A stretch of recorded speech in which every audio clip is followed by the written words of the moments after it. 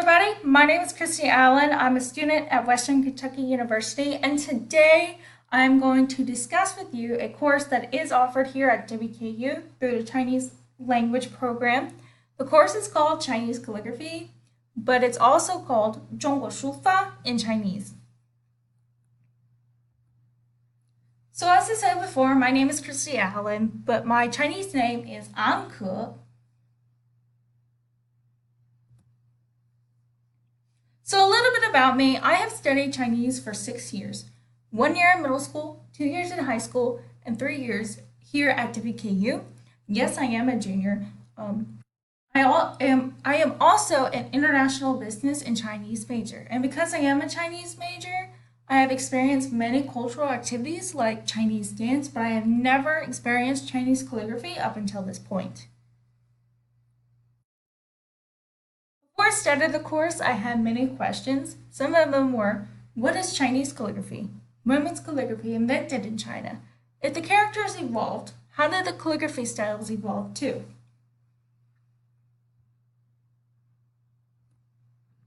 So one of the things I've noticed in the course that the learning process is divided into 3 steps.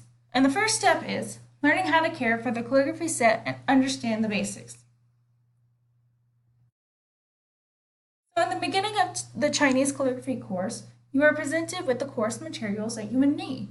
Course materials include calligraphy brushes, an inkstone, an ink stick, a magic water scroll, rice paper, and practice sheets. On the right-hand side, you will see a sample of one of our practice sheets that we used in class to help us learn the basic strokes. So, basic care. To provide basic care for your brushes and inkstone, you must always dip the brushes in water before use to avoid damage. You also have to squeeze the excess water off the brush before dipping the brush in the ink. And always wash the brushes in cold water. Never ever use hot water. If you wash the brushes in hot water, the hairs attached to the brush with glue will dissolve. And lastly, you always place the brushes on a drying rack or in a dry, safe place. For an inkstone, the inkstone with ink in it must be covered or the ink will dry and ruin the inkstone. You must always wash out the inkstone after every use, and like the brushes, always store the inkstone in a dry, safe place. In addition to learning the basic care for brushes and inkstone, you also learn how to hold the brush. To properly hold the brush, you place your index and middle fingers around the base of the brush.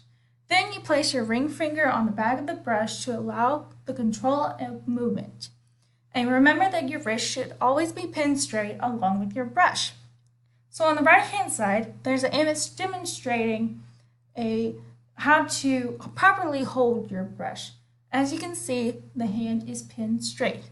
In the beginning, you will feel a strain in your wrist because of this, but don't worry, it'll go away over time.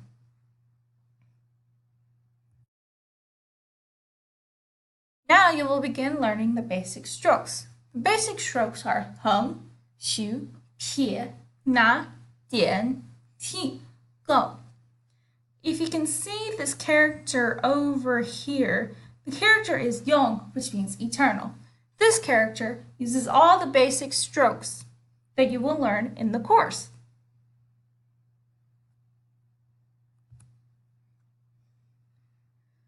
So after step 1 comes step 2. Step 2 is learning the evolution of Chinese calligraphy.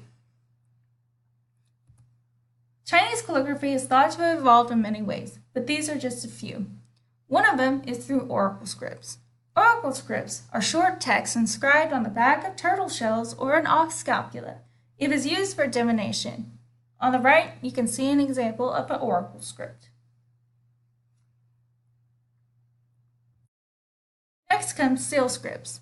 Evolving from oracle bronze script, the seal script took the form of pictograms and ideographs.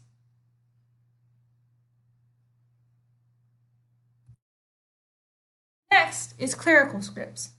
Clerical scripts appeared in the Han Dynasty. They think it was the first use of the brush and ink. Flexibility of the brush gave the characters several tips, unlike the previous script. Next is regular scripts. Regular scripts evolved from clerical scripts. Regular scripts is also known as the standard script and has evolved into individual brush strokes. This is what Chinese calligraphy looks like now. There are many ways the evolution of calligraphy is thought to have come by. Here are some other ways. 1. Sumerian cuneiform, Phocian alphabet, Amharic alphabet, Songolian script, Hui He Wen, Mongolian, Manchurian, and Manchu. Another way is Sumerian cuneiform, Ancient Indian Valley script, Sanskrit, Brahmi script, Tibetan, Mongolian, and Manchurian Manchu. Now, step number 3. After calligraphy, the evolution of calligraphy is step 3. And step 3 is practice, practice, practice. This is invaluable. You can never get enough practice. To practice Chinese calligraphy, you will need a disappearing water magic scroll. You practice with water first. To use the disappearing water magic scroll, you use water and write the character that you desire on the scroll, and over time it will disappear. After the practice with the water, you will begin to practice with ink on rice paper. In the beginning, my works look like this.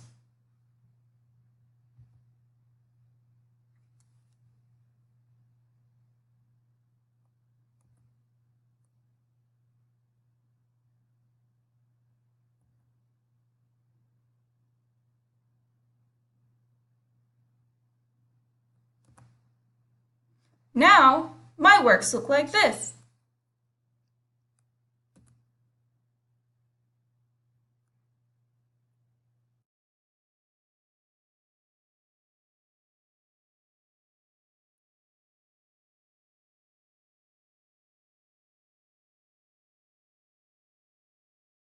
You guys see any improvement?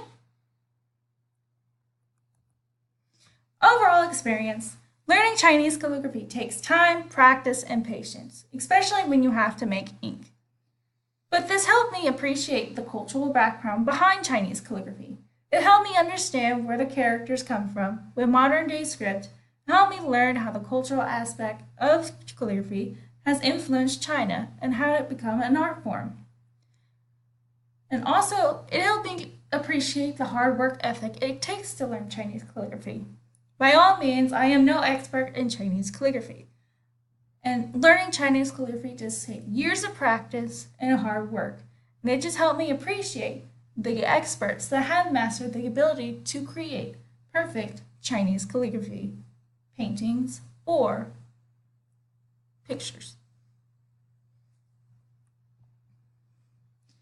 Thank you everyone, and 谢谢. I would like to see you all here at WKU one day taking Chinese calligraphy.